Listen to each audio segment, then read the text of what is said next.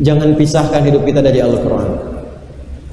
Di rumah baca, kalau ada kajian hadiri, sekolahkan anak-anak yang ada Qurannya. Kenapa Al-Quran?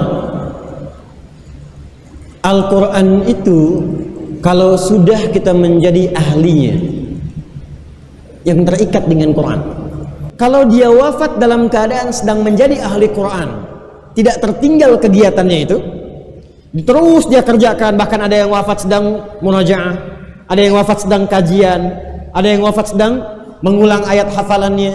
Kalau dia berhasil melakukan itu, maka Masya Allah, jasadnya di alam kubur terjaga.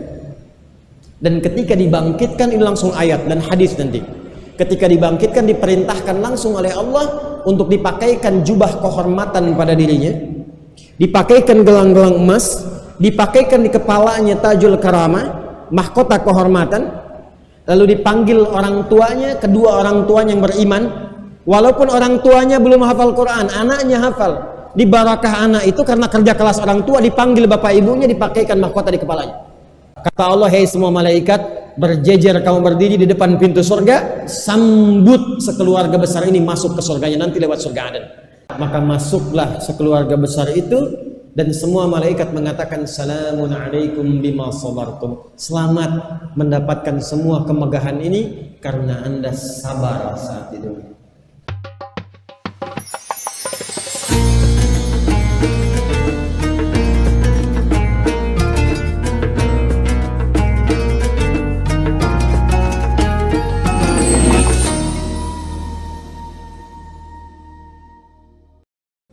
Yang kedua ini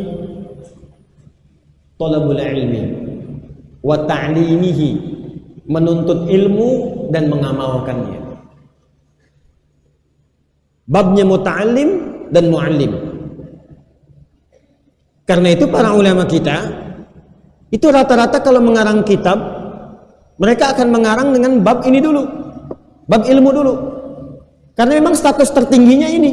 Kalau nggak ada aksi militer, tuntutan militer, maka tempat tertinggi masuknya kemana? Bab pengetahuan.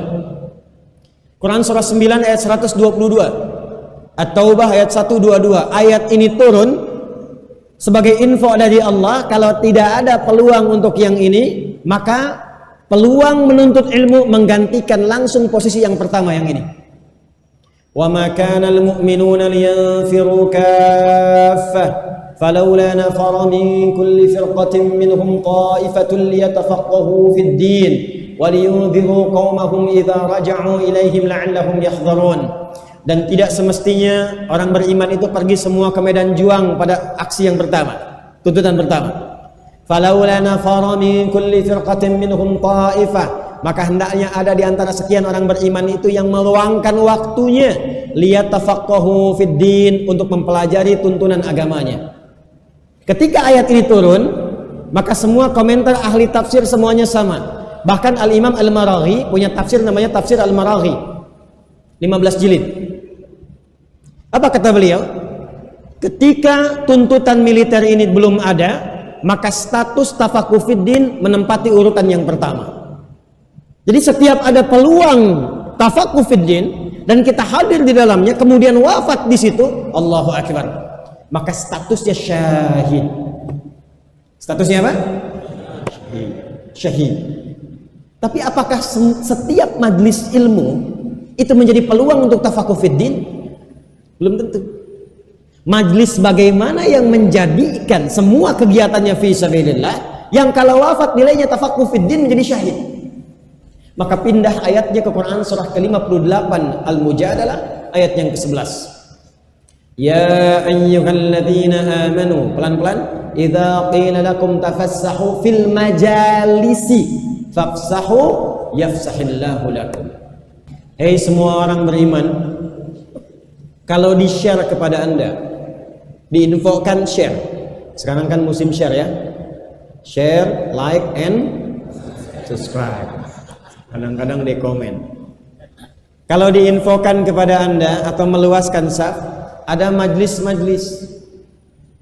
Apa itu majlis? Majlis itu bukan sekedar tempat. Majlis itu dari kata jalasa, jalasa yajlisu. Ya. Wa jilsatan wa julusan. Jilsan wa jilsatan wa julusan fa huwa jalisun. Tempatnya disebut majlis. Apa artinya jalasa? Jalasa itu bukan duduk. Bukan duduk. Asalnya berpindah dari tempat yang rendah ke tinggi. Jadi kalau Anda duduk di bawah, saya minta pindah ke kursi. Orang Arab fasih mengatakan tafaddal ijlis. Kalau pindah tempat dari tinggi ke rendah, mereka mengatakan tafaddal uqud. Saya berdiri, diminta duduk. Tafaddal uqud ya Ustaz. Karena itu kalau orang nggak bisa sholat berdiri, dia duduk. Nah di Quran nggak disebut julusan, disebutnya qu'udan. Quran surah keempat ayat 103. Fa idza qadaytumus sholata fadhkurullaha qiyaman wa qu'udan. Quran surah ketiga Ali Imran ayat 191. Alladzina yadhkurunallaha qiyaman wa qu'udan. Kalau nggak bisa berdiri, duduk. Tapi kalau pindah tempat dari yang rendah duduk jadi tempat yang tinggi disebut dengan julus, jalasa. Tempatnya majlis. Kenapa tempat menuntut ilmu disebut dengan majlis? Ingin memberikan pesan kepada kita, kalau Anda mau ngaji, kalau ingin menuntut ilmu, kalau ingin sifatnya fi sabilillah, carilah majlis-majlis, tempat-tempat belajar yang mengangkat derajat Anda tinggi di hadapan Allah Subhanahu wa taala. Jadi bukan tempat biasa. Apa yang diangkat itu gak usah ditafsirkan, ayatnya teruskan.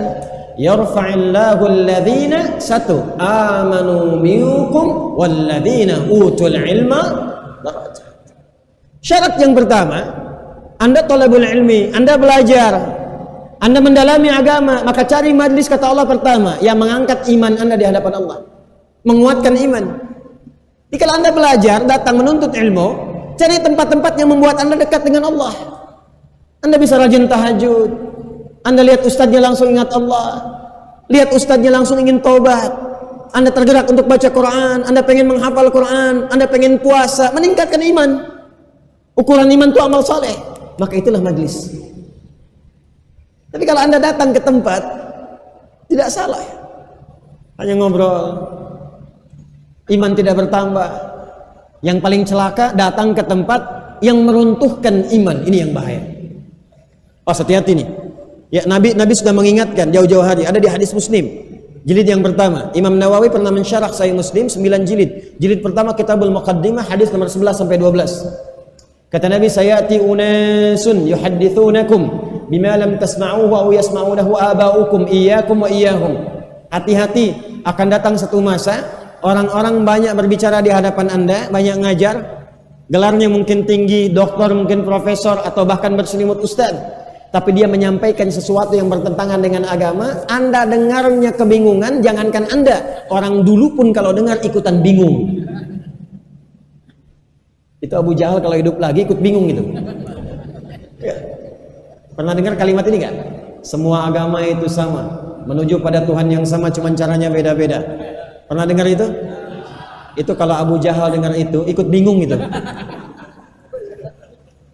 Ya, karena Abu Jahal itu se-Abu Jahal ya. Betul, ini nggak bercanda ini. Abu Jahal se-Abu Jahal ya. Pernah satu dengan komunitasnya mendatangi Nabi sallallahu alaihi wasallam di malam hari. Langsung menawarkan, ya Muhammad sallallahu alaihi wasallam, au bima ma'na wa kama qalu, kita memang beda. Tapi jangan sampai membuat perbedaan ini menjadikan kita berselisih. Kita memang beda. Mereka tahu beda. Makanya mereka nggak sepakat dengan Tuhannya Muhammad sallallahu alaihi wasallam. Kita memang beda. Tuh, kita memang beda. Tapi jangan sampai perbedaan ini menjadikan kita berselisih. Udah gantian aja deh. Malam ini kami nyembah Tuhan kamu, besok-besok kamu nyembah Tuhan kita. Maka merespon itu turunlah surah Al-Kafirun. Qul ya ayyuhal la a'budu ma, sampai ujungnya lakum dinukum. Katakan Muhammad sallallahu alaihi wasallam kepada orang-orang yang masih menutup dirinya itu. Kafir itu menutup diri, belum mau menerima apa yang disampaikan. Itu kafir. Di bahasanya halus. Makanya Abu Jahal dan kawan-kawan dipanggil kafir nggak marah. Padahal tahu bahasa Arab tuh. Padahal tahu bahasa Arab karena panggilannya halus, lembut. Kafir itu dari kata kafaro. Orang Inggris aja mengambil kata ini ke dalam bahasa Inggris. Cover. Kafar itu dari bahasa Arab, dari kata kafaro, cover. Tutup, ketutup. Karena ketutup nggak kelihatan yang di dalam, nggak nerima yang di luar, nutup. Orangnya disebut kafir. Jadi kafir itu bahasa halus. Quran itu lembut kalau menyapa. Hei orang-orang yang masih menutup diri, yang belum menerima informasi dari kami, kita memang beda, tapi nggak usah saling menyakiti, masing-masing aja ibadahnya. Lakum dinukum. Ada rumus dalam ilmu tafsir, kalau disebutkan katanya umum, nggak disebutkan kapan kejadiannya, siapa orangnya, ini menunjukkan kejadian itu akan terjadi lagi di masa datang dengan tokoh yang berbeda, tapi caranya, substansinya masih sama. Sekarang ada orang yang ngajak-ngajak, ada orang ngajak-ngajak pindah agama tapi nggak maksa, ada akan ditemukan, karena ayatnya berkata begitu. Tapi saya ingin katakan, orang dulu pun mengatakan kita beda. Kok bisa ada orang sekarang mengatakan semua agama sama, menuju pada Tuhan yang sama, cuman caranya beda-beda. Itu kalau Abu Jahal bangun lagi dan dengar, bingung dia. Bingung. Kata Nabi, iyyakum wa iyyahum, hati-hati pada yang begitu. Itu membahayakan iman. Udah tahu LGBT itu menyimpang, dia bilang itu fitrah dalam kehidupan. Sedangkan dia aja terlahir dari rahim seorang ibu, dia aja punya bapak. Tega-teganya dia katakan pada orang lain itu fitrah dalam kehidupan. Kita dakwahin, kita ajak-ajak supaya sembuh, kita fasilitasi supaya sehat. Dia bilang itu fitrah. Sementara suaminya sendiri nggak mau disebut homo, istrinya nggak mau disebut lesbi. Di keluarganya dia jaga-jaga, pada orang lain, keluarga orang lain dia katakan itu fitrah. Itu bahaya. Dan biasanya orang-orang seperti itu, kata Al-Quran, kata-katanya itu bagus, kalimatnya menarik, logikanya cantik. Al-Baqarah ayat 204. Wa minan nasi may yu'jibuka qawluhu fil hayatid dunya wa yashhadullaha 'ala ma fi qalbihi wa huwa aladul khisam. Hati-hati, ada orang yang kalau bicara kata-katanya menarik, retorikanya cantik, kadang logikanya seperti masuk ke akal, padahal di dalamnya ada racun yang membahayakan. Itu musuh yang paling bahaya. Nah, kalau ada yang begitu, majlisnya jangan dipenuhin. Ini orangnya menyoal jilbab, dibikin stadium general. Ini orangnya nyeleneh, orangnya kontroversial, orangnya menyoal syariat, kok dibikin seminar? Padahal ayatnya jelas mengatakan, Quran surah keempat An-Nisa ayat 140. Kalau Qurannya masih kitabnya, kalau Quran masih kitab kita, maka Allah berfirman, وَقَدْ نَزَّلَ عَلَيْكُمْ فِي الْكِتَابِ أَنْ إِذَا سَمِعْتُمْ آيَاتِ اللَّهِ يُكْفَرُ بِهَا وَيُسْتَهْزَأُ بِهَا فَلَا تَقْعُدُوا مَعَهُمْ حَتَّى يَخُوضُوا فِي حَدِيثٍ غَيْرِهِ إِنَّكُمْ إِذًا مِثْلُهُمْ. Hati-hati. Innallaha jami'ul munafiqina wal kafirina fi jahannam jami'an. Dan aku tegaskan, kata Allah, qad litahqiq, aku tegaskan. Perhatikan baik-baik kalimatnya. Wa qad nazzala 'alaikum fil kitab, telah tetap ketentuan, aku tegaskan ketentuan dalam Al-Qur'an. An idza sami'tum ayatillahi yukfaru biha. Kalau Anda pernah mendengar seseorang mengingkari ayat-ayat Allah, memotong-motong, menyalahgunakan, wa yustahza'u biha, atau minimal mengolok-ngolok, dia olok-olok tentang ajaran dalam Islam, fala taqudu ma'ahum, jangan dicela. Jangan dicela. Karena mencela yang sudah tercela itu buang-buang energi. Gak usah dicela. Itu indahnya Islam tuh. Jangan balas dengan celaan. Jangan hinakan. Jangan ribut berdebat. Cukup, kata Al-Quran, fala taqudu ma'ahum, tinggalkan, jangan sertai. Kalau ceramah gak usah ditonton. Kalau tayang di YouTube nggak usah di subscribe. Kalau nulis buku nggak usah dibeli. Kalau ada di TV nggak usah ditonton. Boikot aja sampai dia sadar. Sampai dia sadar. Kalimat Qurannya indah sekali. Bukan untuk menghinakan dirinya, tapi untuk menyadarkannya sampai dia sadar bahwa itu salah. Ketika dia sadar, dia kembali. Kalau sudah kembali, jadikan teman lagi. Jelas sampai di sini? Maka jangan cari majlis-majlis yang bahkan menghancurkan keimanan seorang hamba. Cari yang meningkatkan iman. Kedua, ilmu. Iman meningkat kuat, bagus. Ilmu kosong, bahaya. Saya tobat, ya Allah, saya akan meningkatkan sholat, iman saya mulai menguat, besok saya sholat subuh gak apa-apa 3 rakaat. Bisa. Pasti ada ilmu. Nah, ilmu ini yang menjadikan iman kuat. Yang kedua, nyaman ibadah. Kalau ilmunya banyak, pilihannya banyak, enak. Ada yang aslun, ada yang far'un, ada yang usul, ada yang furu'. Pada yang asal kita sepakat, pada yang furu' kita bisa toleran. Jadi kalau ilmu banyak, pilihannya banyak, gak akan terjadi perpecahan. Gak akan terjadi saling menghinakan. Gak akan terjadi saling mencela. Yang kunut tahu ilmunya, oh ini jalurnya. Imam Syafi'i jahar, ini jalurnya. Imam Malik ini kunutnya sir, ini jalurnya. Oh yang tidak kunut ini Imam Abu Hanifah, jalur hadisnya begini. Yang nazilah Imam Ahmad bin Hanbal jalurnya seperti ini. Maka ketika kita berada di posisi itu, Anda kunut, datang ke Saudi, mazhabnya Ahmad bin Hanbal. Oh kunutnya nazilah, nggak kunut, tahu ilmu, nggak ada masalah. Jadi nggak usah sujud sawi. Anda nggak kunut, Anda bermakmum di depan imam yang kunut, tahu hadisnya, tahu dalilnya. Allahumma hadina fi man hadait. Anda ucapkan amin. Kata Syekh Ibnu Utsaimin, Anda bermakmum di belakang orang yang kunut, imamnya kunut, maka Anda di belakang mengaminkan. Jangan sampai imamnya Allahumma hadina fi man hadait, Anda katakan bid'ah. Itu kurang ilmu namanya. Jadi kalau kita paham ilmu, yang tidak kunut paham dalil benar, yang kunut paham dalil benar, yang salah yang tidak sholat subuh. Sepakat? Bismillahirrahmanirrahim. Oh jahar, ini dalilnya 70 hadis. Bismillahirrahmanirrahim. Alhamdulillahi rabbil alamin. Sir. Oh ini dalilnya. Sekian hadis. Alhamdulillahi rabbil alamin. Enggak pakai bismillah. Oh ini dalilnya. Salaita khalfa Abu Bakr wa Umar wa Uthman wa Ali.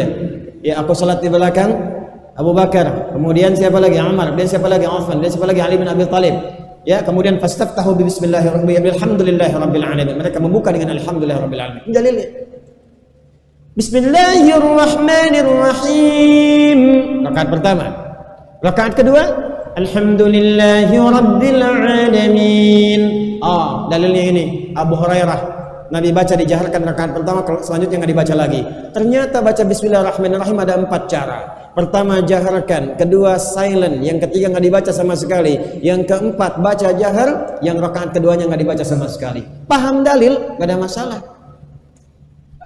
Bismillahirrahmanirrahim. NU kayaknya ini. Alhamdulillahirabbil alamin. Muhammadiyah nih. Alhamdulillahirabbil alamin. Wahabi. Kapan selesainya? Kalau nanti setiap waktu begitu, nggak bisa jadi pahlawan kita. Babnya sudah khatam itu, sudah selesai babnya. Mau sujud, kenapa masih diributkan telapak dulu atau lutut dulu?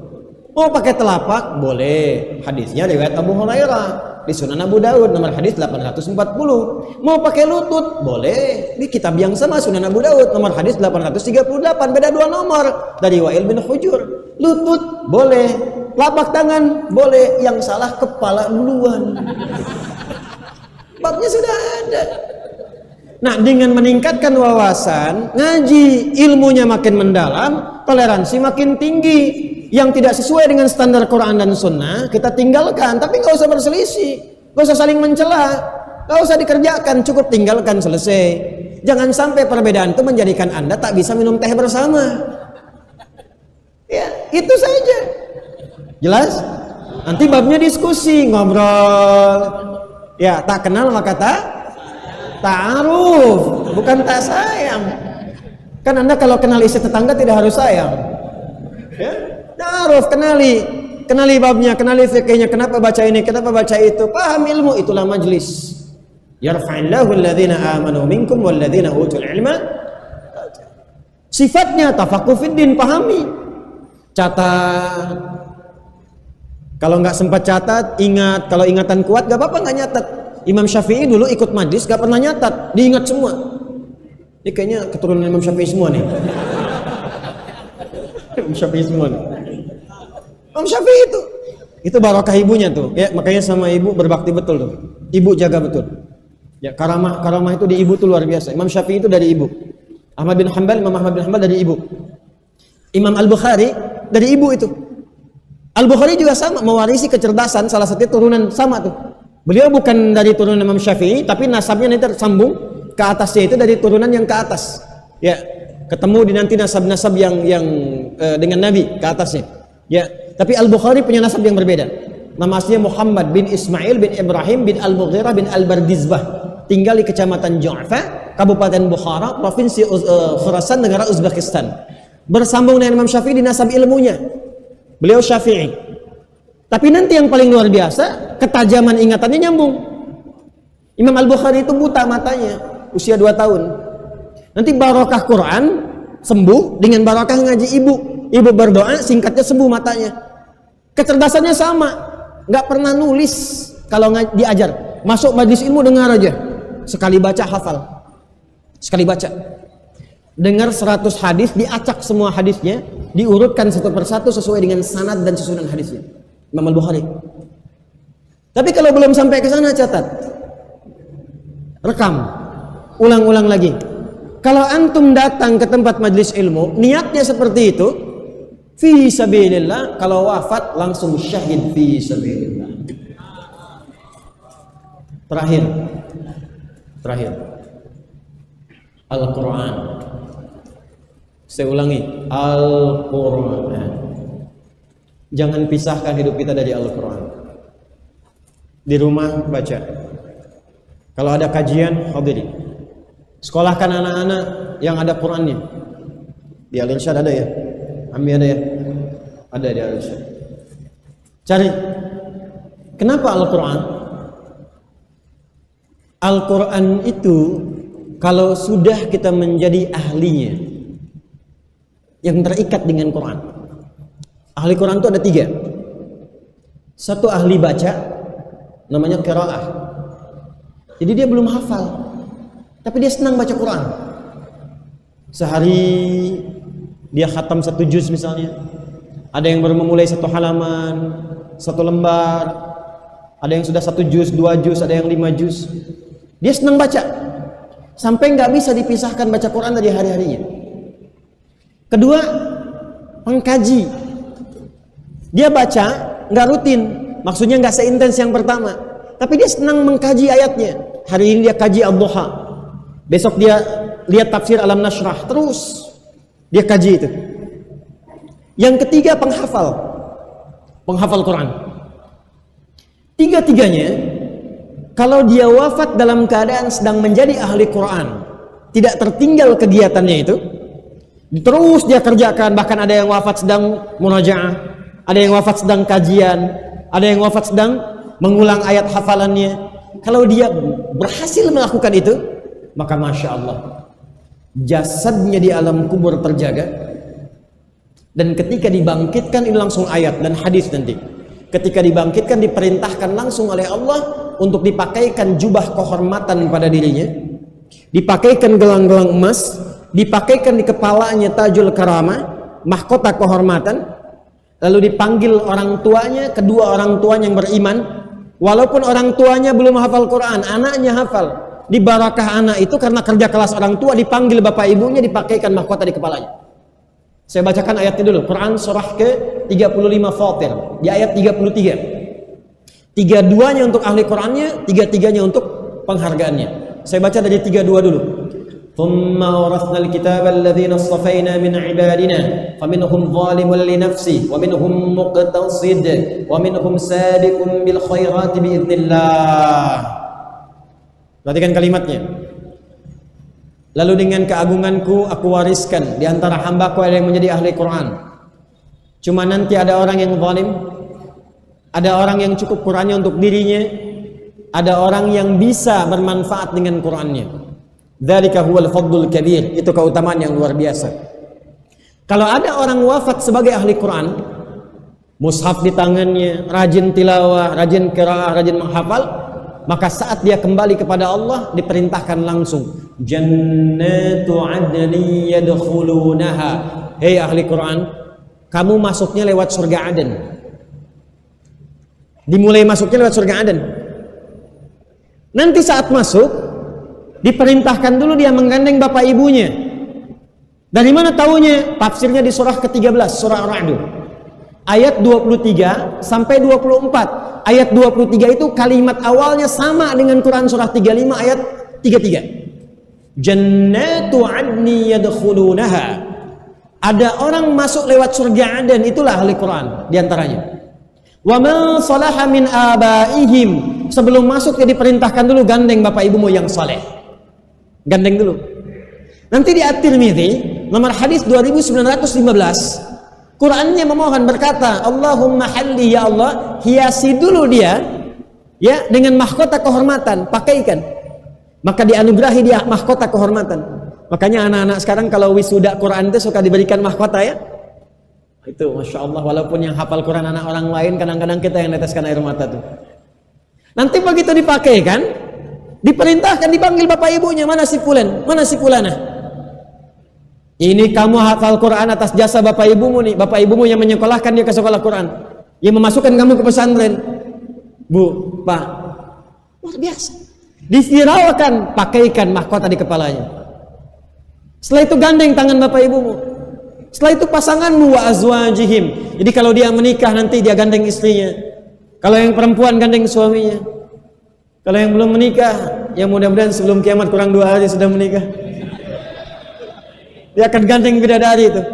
Kemudian wa dzurriyyatim, dia gandeng keluarganya. Itu yang dimaksudkan memberi syafaat untuk 70 anggota keluarganya. Jadi belakang ikut anaknya, cucunya, kakaknya, saudaranya yang beriman beramal soleh. Nanti masuknya lewat mana? Tapi sebelum dia masuk setelah pakai mahkota, Qurannya mengatakan Allahumma zid, ya Allah berikan tambahan kepada ahli Quran, bedakan fasilitator. Yuhallawna fiha min asawir wa libasuhum fiha hadir. Maka dipakaikan gelang-gelang emas, dipakaikan jubah kehormatan, baru dia masuk ke surganya. Begitu masuk lewat surga Aden, diperintahkan semua malaikat untuk berbaris di setiap gerbang pintu surga. Wal malaikatu yadkhuluna 'alaihim min kulli bab. Salamun 'alaikum bima sabartum fa ni'ma uqbad dar. Kata Allah, hai semua malaikat, berjejer kamu berdiri di depan pintu surga, sambut sekeluarga besar ini masuk ke surganya nanti lewat surga Aden. Takbir. Maka masuklah sekeluarga besar itu dan semua malaikat mengatakan salamun alaikum bima sabartum. Selamat mendapatkan semua kemegahan ini karena Anda sabar saat itu. Jadi pahlawan itu sabar. Jadi pejuang itu sabar. Jadi mohon bersabar, ngaji sabar. Saya tahu lelah Anda datang. Saya tahu Anda capek, tidak sedikit harta dikeluarkan. Cuma memang surga itu mahal. Kalau hadiahnya snack dengan power bank, ya mungkin sedikit. Sabar.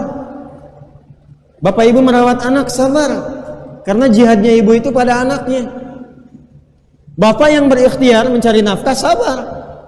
Karena itu pun masuk dalam bab fisabilillah. Kalau diniatkan karena Allah, itu fisabilillah. Jangan dikira mencari nafkah itu bukan fisabilillah, fisabilillah. Setiap rupiah yang diinfakkan, kalau di hadis dinar yang diinfakkan, itu karena Allah, itu nilainya tinggi. Dan karena itu diminta seorang istri taat kepada suaminya. Ya, antum yang mencari ilmu sabar. Menghafal Quran sekarang sabar. Maka terakhir, bagaimana kita meneruskan legasi pejuang di masa lalu? Sekarang kita doakan, semoga Allah merahmati mereka, memberikan ampunan kepada mereka, menerima amal soleh mereka, memuliakan keluarga besar mereka. Plus kita pun mesti terus mendoakan dan memberikan inspirasi kepada keluarga besarnya. Kita sampaikan keluarga-keluarga yang pejuang di masa lalu itu, isi sekarang. Jangan kurangi nilai perjuangan mereka, jangan kurangi nilai ibadah mereka dengan bertindak sesuatu yang tidak pantas. Anak pejuang kita muliakan, tapi kita doakan juga untuk meneruskan perjuangannya. Tugas kita sekarang mengisi perjuangan yang telah diawali oleh orang tua kita. Sekarang kita isi dengan nilai-nilai kemuliaan. Ayo, sekarang berubah niatnya. Litakuna kalimatullahi yal aliyah. Niatkan untuk ibadah. Keluar dari masjid ini, kerjanya untuk ibadah. Kalau ibadah, pasti jujur. Antum jadi apapun gak ada yang korupsi. Karena li-nya ini bismillah, ikhlas, niat karena Allah. Apa ada orang korupsi nyebut bismillahirrahmanirrahim? Apa ada yang mau mencuri mengatakan bismillahirrahmanirrahim? Silakan berjuang. Jadi tentara, bismillah. Jadi polisi, bismillah. Jadi insinyur, bismillah. Jadi pilot, bismillah. Isi kemerdekaan ini dengan berkarya sebaik-baiknya. Tapi bagi orang Islam, niatkan untuk ibadah. Takbir. Jangan tanggung. Kalau kaya sekaya-kayanya, nanti hartanya pakai untuk ibadah. Yang kurang mampu ada skema sedekah, ada zakat, ada infak. Makanya bangga di negeri itu kalau banyak muslimnya. Kalau muslimnya benar, ya maaf, yang orang Islam support supaya kaya, pedagangnya supaya kaya. Kalau dia kaya, Islamnya benar, hartanya dipakai untuk bersedekah, untuk ibadah, maka kemiskinan akan berkurang, kefakiran akan hilang. Itu yang terjadi dulu. Apa yang menggerakkan Syekh Farad bin Marta? Apa yang menggerakkan para pedagang-pedagang dulu, syarikat dagang Islam, Haji Saman Hudi, ada persaudaraan dari Solo sampai dengan ke Banten, sampai dengan ke Surabaya, sampai kemana-mana. Apa yang menyebabkan mereka bisa ikhlas berinfak? Orang Aceh mengumpulkan harta itu untuk beli pesawat pertama. Apa yang menggerakkan mereka itu? Lillah. Babnya itu ibadah. Nah sekarang kita tinggal isi. Maka isi dengan sila ketiga dulu, persatuan Indonesia. Persatuannya lillah, fa asbahtum bi ni'matihi ikhwana. Maka sekarang coba compact, bikin database sekarang. Berapa orang Islam yang ada di sini? Siapa yang pedagang? Bikin aplikasi. Sekarang kan zamannya aplikasi. Masa nggak ada yang pintar satupun di sini? Wilayah Ampel sini, bikin aplikasi. Ya, yang orang Ampel di sini semuanya bikin. Nanti siapa yang pedagang beras, siapa yang pedagang sayuran, siapa yang jualan buah-buahan, siapa yang jual pakaian, klik di situ, beli ke situ, hidupkan itu. Kan diputarnya ke situ juga. Sepanjang ada di sini, nggak usah keluar dulu. Nanti zakat yang keluar isikan di sini. Tu'khadhu min aghniyaihim wa turaddu 'ala fuqaraihim. Skema zakatnya ngalir, skema jual belinya ngalir, daerahnya makmur, ekonominya hidup. Kalau nggak ada baru keluar. Itu hadis. Persaudarakan dulu. Wah ini warga sini belinya keluar, sininya nggak hidup. Yang muslim jualan nggak pernah dibeli.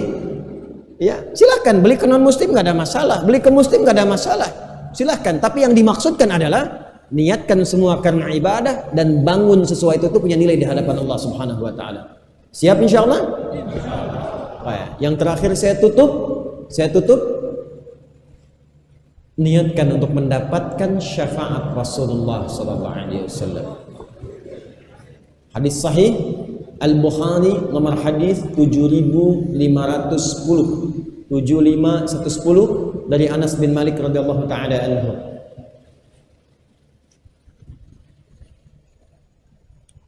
Datang sekelompok orang Irak ingin mendapatkan hadis dari Nabi sallallahu alaihi wasallam.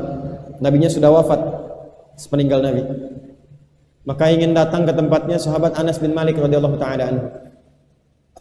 Secara singkat mampir di sahabat Thabit radhiyallahu taala anhu, beliau sedang salat duha. Begitu selesai duha, Thabit bilang saya pengen ikut. Maka bertemu dengan sahabat Anas bin Malik radhiyallahu taala anhu, didudukan di dipan beliau. Dulu punya dipan. Makanya orang tua kita dulu kalau bangun rumah tingkat maksudnya rumah panggung gitu, kan depannya suka ada dipan itu yang dianyam itu ya. Nah dulu ilustrasinya demikian. Maka didudukkanlah di dipan itu, saling duduk memuliakan. Ya jadi kalau ada kawan sahabat muliakan tuh, jangan dibilang jauh-jauh, kita kenal datangi, dekati. Maka beliau bertanya, kami ingin mendengar tentang hadis syafaat.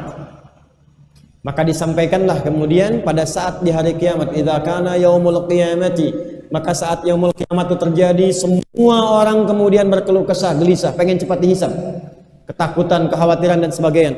Fa'atau ila Adam alaihi salam, maka mereka datang kepada Nabi Adam alaihi salam meminta syafaat. Faqala Adam alaihi salam, lastu minha, aku bukan bagian dari pemberi syafaat itu. Idhab ila Ibrahim fa innahu khalilullah, pergilah ke Nabi Ibrahim alaihi salam karena beliau khalilullah. Fa'atau Ibrahim alaihi salam faqalu ishfa'u lana, ishfa' lana. Maka datang ke Nabi Ibrahim alaihi salam, mereka berkata berikan syafaat kepada kami. Maka beliau berkata lastu minha. Idhabu ila Musa alaihi salam fa innahu kalimullah, pergilah ke Musa alaihi salam karena beliau kalimullah. Fa'atau ila Musa alaihi salam faqalu ishfa' lana, maka datanglah kepada Musa alaihi salam, mereka berkata berikan syafaat kepada kami. Maka beliau berkata lastu minha. Idhab ila Isa alaihi salam fa innahu ruhullah, pergilah kepada Nabi Isa alaihi salam karena beliau ruhullah. Fa'atau Isa alaihi salam faqalu ishfa' lana, maka datanglah mereka kepada Isa alaihi salam dan berkata berikan syafaat kepada kami. Maka beliau berkata lastu min ahliha, aku bukan pemiliknya. Idhabu ila Muhammadin sallallahu alaihi wasallam. Maka datanglah kepada Rasulullah sallallahu alaihi wasallam, maka berkata Nabi Muhammad sallallahu alaihi wasallam, ana ahluha. Akulah yang diberikan kewenangan oleh Allah sebagai pemiliknya.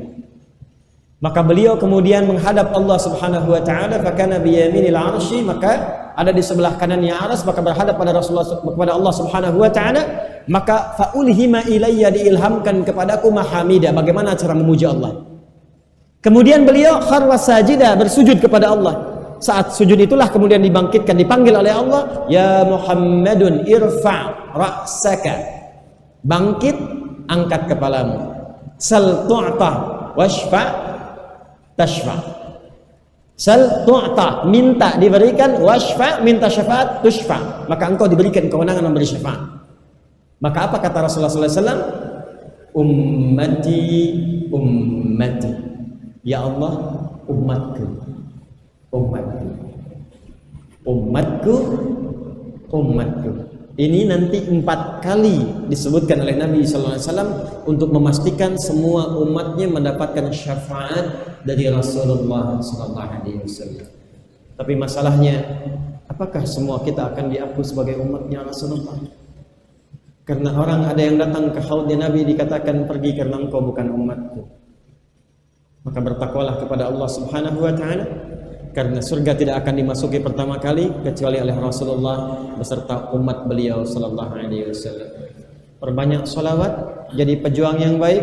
Anak-anak jadi pahlawan untuk orang tuanya, orang tua jadi pahlawan untuk anaknya, dan setiap kita jadi pahlawan untuk bangsa negeri kita, dan niatkan semua itu sebagai ibadah kepada Allah Subhanahu wa taala. Baik, takbir. Siap insyaallah.